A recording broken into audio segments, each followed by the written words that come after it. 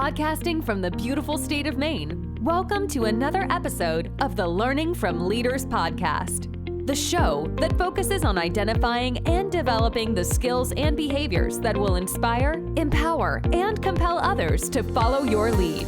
Listen as Patrick's guests talk about the powerful leadership approaches they have identified and developed, which are vital for leading in today's challenging times. These are the same approaches that will positively impact you as a leader too. Learning from Leaders provides the right balance of leadership research with real-world scenarios, making it easy for you to rise above your best.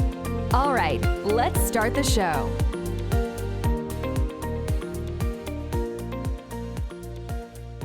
Hey everybody, Patrick Verino again. Thank you for joining me on another episode of Learning from Leaders. And on today's episode, we're going to talk about psychological safety, a term that I think is oftentimes so misunderstood, especially when we hear the word psychological safety. If it's going to go in a negative direction, most people start thinking this is about snowflakes or coddling people. And I will tell you, psychological safety really entails is anything but that. And we all need it, whether you're in a motorcycle gang or organized crime or in a hospital or at home or in the community. When we don't have psychological safety, our ability to contribute or to grow is diminished when we can't do that. You'll often hear me say in regards to teams that I work with or my experiences that those teams that I've found to be the most high functioning do three things. One is that they support each other. Two is that they celebrate each other. And third is that they're able to challenge each other. In all three of those, psychological safety really comes into play. So why don't we jump into it? As I mentioned, psychological safety is nothing new. There are many articles on it. It certainly is, I think, getting more attention today. And I think just because of the situation that we're in over the last year, there are a lot of people out there that probably don't feel very safe in the environments that they're in for one reason or another in terms of being able to maybe voice their concerns or opinions or without feeling as though they're going to be overtaken if they do or labeled as something or ignored. What I'd like to do is I'm going to mention an article that I had come across that, again, it's an older article. It was written in 2017. It's in the Harvard Business Review, and the title of it is High-Performing Teams Need Psychological Safety. Here's how to create it. And the author on it is Laura Delazana. And what I liked about her article certainly is it talks about the need for psychological safety. I think, we're past that in terms of what I'm going to talk about here, how important it is. And she references a number of studies in terms of what the impact of psychological safety is, that when you're in an environment where there is psychological safety, you find that people are more resilient, they're more motivated, more open-minded. I think we're more creative when there's a sense of psychological safety. When people can explore and maybe say things that they've been thinking about, but they're afraid to because if they do, maybe they're going to be ridiculed or retaliated against for it. Or, maybe they're going to be ignored, which can be almost worse at times. So there are a couple things that she mentions in here in her article in terms of how do you improve this? So one of the first things she mentions is approaching conflict as a collaborator, not an adversary. One of the questions that she prompts people to ask themselves is, how can we achieve a mutually desirable outcome? And we talk about that a lot in terms of productive conflict. How do we find ways for productive conflict? And I'm going to talk about some behaviors that I think specifically do that, and that's around the cables model that I often use. And I continue to challenge individuals when we use this model around cables, this acronym for these 6 behaviors that build the strongest bridges, which really is what we travel every day in our relationships, whether it's in leadership or in team. How do we do that? We do that through these 6 behaviors, and we'll talk about how some of these behaviors really do approach conflict, not from the standpoint of adversary, but as a collaborator. Next, she talks about speak human to human. Now, when I read that, I immediately thought of things like empathy, but also appreciation, which is another behavior that we talk about in cables, which is around understanding my biases. What I did like is she's got a nice exercise in here, and that she references in here, and it's called Just Like Me. And it's something that she asks people to consider. And again, this to me, I think is part of empathy, as well as part of it helps us to get off of our biases that we might have. And it's to think about whenever we're in conflict with somebody or somebody's irritating us or whatever it might be, is to really have this mantra almost of saying, this person has beliefs, perspectives, and opinions, just like me. This person has hopes, anxieties, and vulnerabilities, just like me. This person has friends, family, and perhaps children who love them, just like me. This person wants to feel respected, appreciated, and competent, just like me.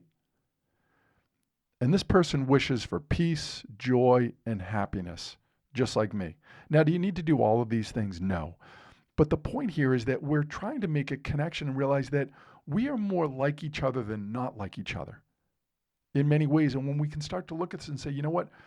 They love their kids just like I do.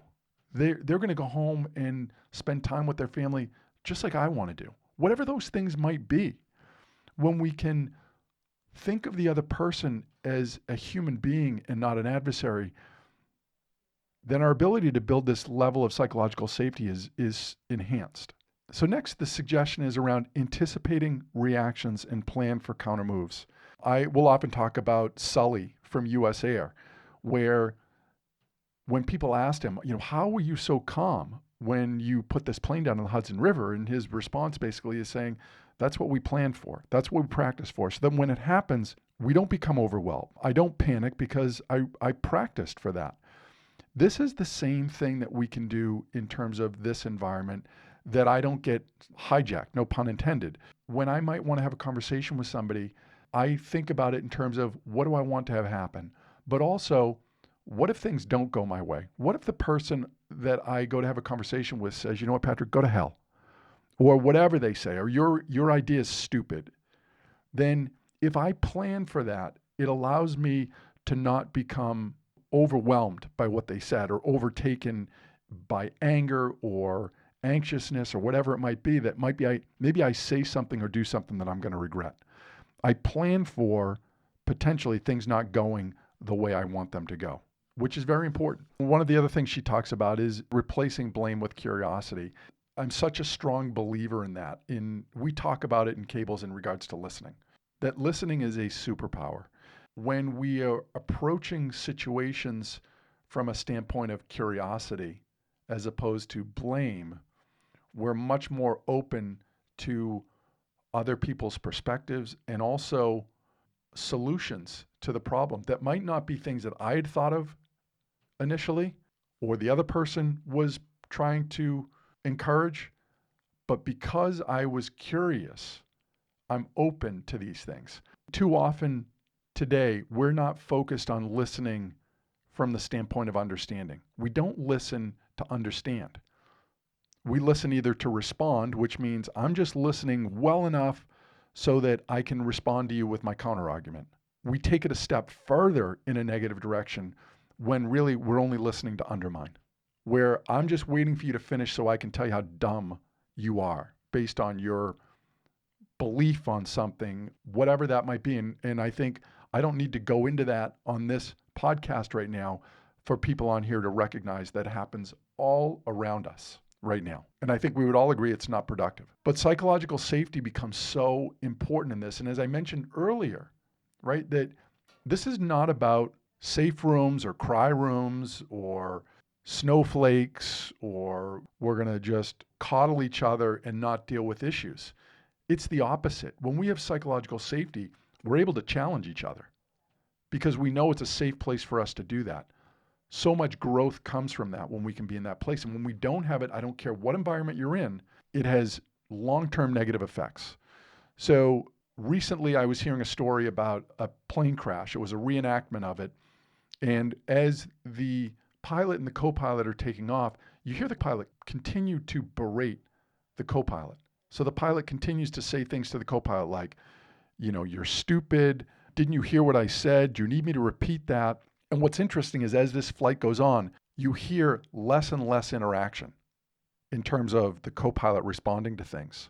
So obviously this plane has crashed. We know that because now we're listening to this black box recording of it.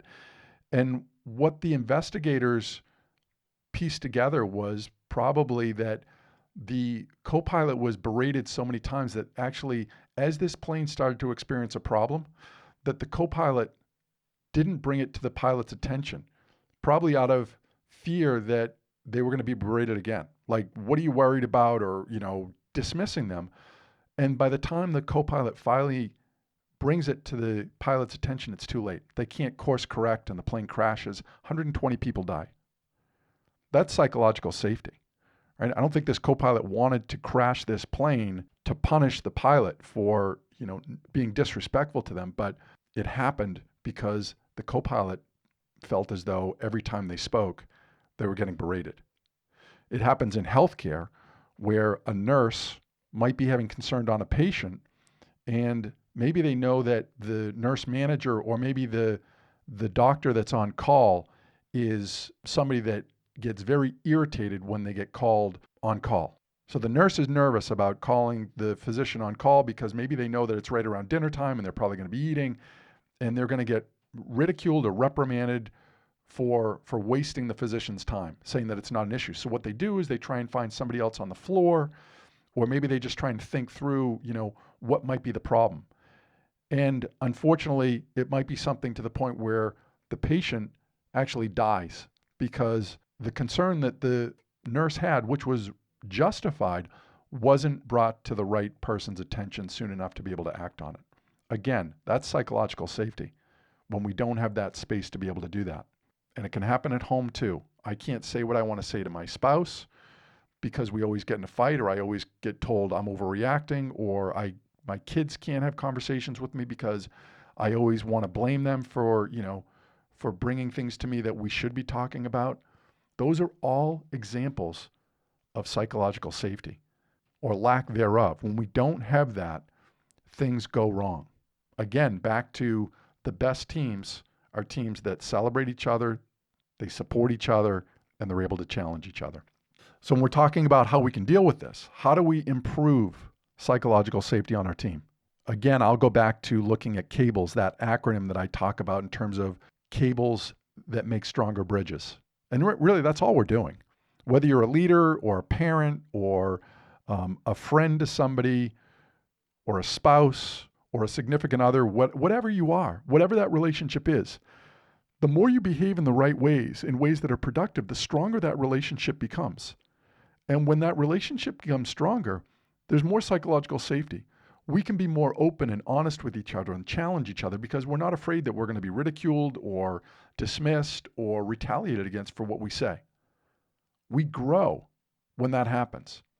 It promotes conflict in a productive way when that happens.